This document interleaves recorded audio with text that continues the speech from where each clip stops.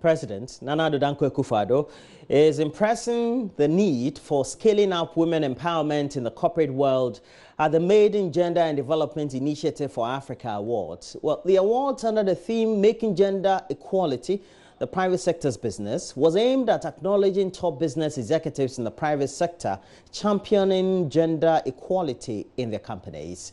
Here's a recap of the awards that happened over the weekend.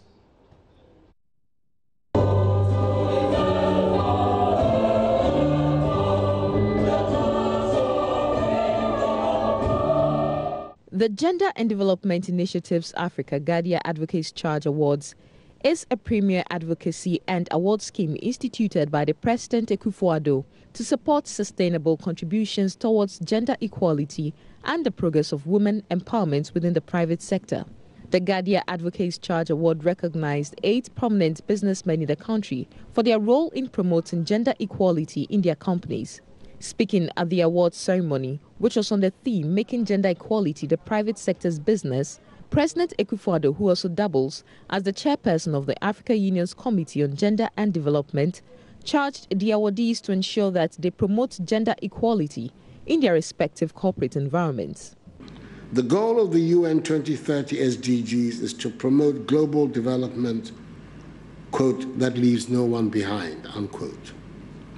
It is worth noting that SDG number 5 talks about achieving gender equality and empowering all women and girls. Another of the SDGs, number 9, also aims at building resilient infrastructure, promoting sustainable industrialization, and fostering innovation. These 2 goals clearly have a specific demographic distribution of our population in mind, our women. In Ghana, 51% of our population is female. This statistic is also representative of the African condition and means that the empowerment of our women and ensuring gender equality constitutes fundamental challenges for our development. Meeting that challenge is one of the best ways of rooting our poverty and guaranteeing the progress and prosperity of our country and continent. Ghana's economy, like most of the economies of Africa, has remained structurally rigid since colonialism, depending largely on the exports of primary commodities, such as in the case of Ghana, gold, cocoa, bauxite, timber, and now oil. There can be no future prosperity in the short, medium, or long term if we continue to maintain this economic structure. Unless we industrialize with the goal of adding significant value to our primary products, we cannot create the necessary numbers of high-paying jobs that will enhance the living standards of the masses of our people, our women. It is for this reason that my government's priority is to build the most business-friendly and people-friendly economy in Africa, which will create jobs and prosperity for all Ghanaians. And this we intend to do through private sector empowerment. In 2017, we introduced measures to stimulate the private sector through the introduction of a monetary policy that stabilized the currency and reduced significantly the cost of borrowing, in addition to a raft of tax cuts that brought relief to and encouraged businesses. These interventions are shifting the focus of Ghana's economy from taxation to production, and hopefully will make Ghanaian businesses very competitive in West Africa, Africa, and beyond. It is the competitiveness of our enterprises in the agricultural and manufacturing sectors that will determine our capacity to create wealth for our women and wealth in our society. The competitiveness of Ghana's private sector is key to addressing issues of inclusion, economic development, and growth of Ghana. Making gender equality the private sector's business is an urgent task. The top 8 businessmen awarded included founder and chief executive of Ghana's biggest private media brand, the multimedia group, Mr. Kwesi Twum. Kwesi Twum is also a member of the board of SOS Children's Villages, Ghana. He holds a Bachelor of Arts degree in economics from the University of Ghana, Legon, and is an alumnus of the Harvard Business School. He's a fellow of the Africa Leadership Initiative and Aspen Institute Henry Crown Fellowship Initiative. Mr. Kwesi Twum is not here with us, but Nana Mbrok Elepa is here. He's our group head of HR. Let's welcome him, please.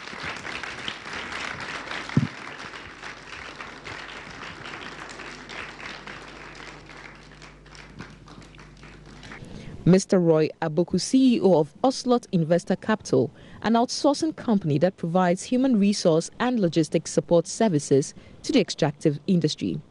Dr. Kofi Amoah Aban, CEO of Rigworld Service Limited, a Ghanaian upstream oil and gas service company.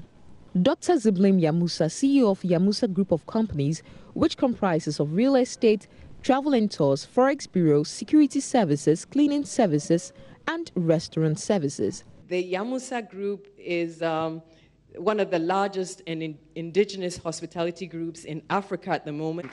Congratulations, sir.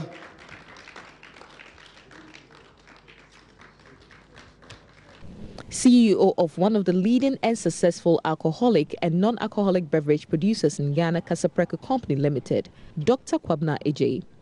CEO of Dampon Group of Companies, leaders in health services, Dr. Yao Edujemfi. And of course, he's the AGI president. I wouldn't forget that.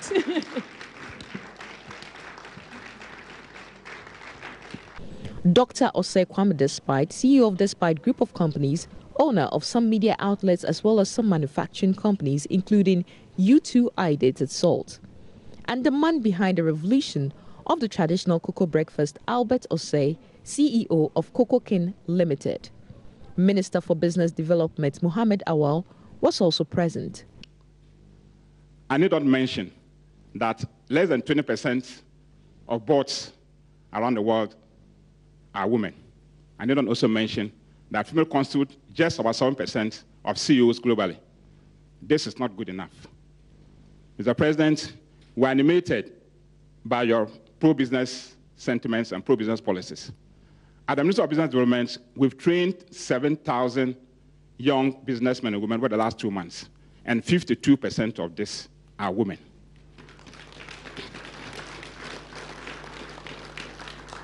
Mr. President, we established the biggest dome greenhouses business in Africa at Douenya, 75 of them.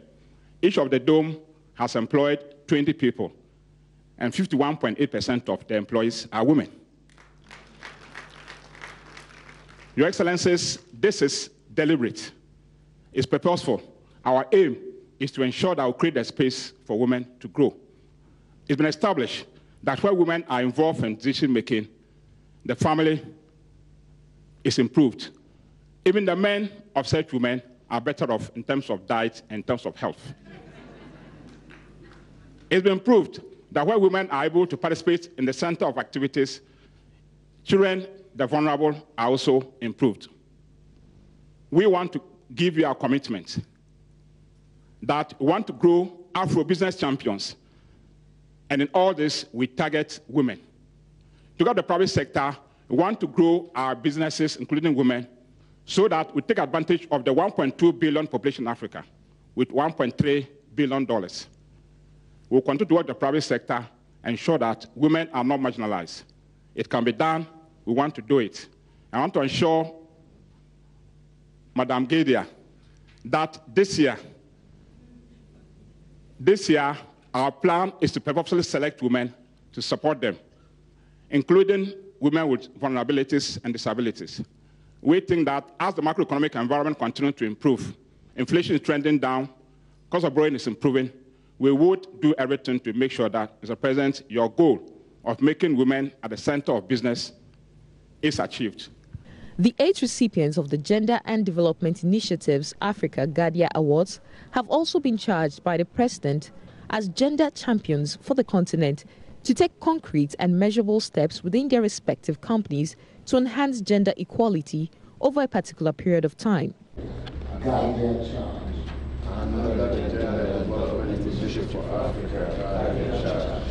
To which I agree to sign on to. So help me God. So help me God. Thank you very much.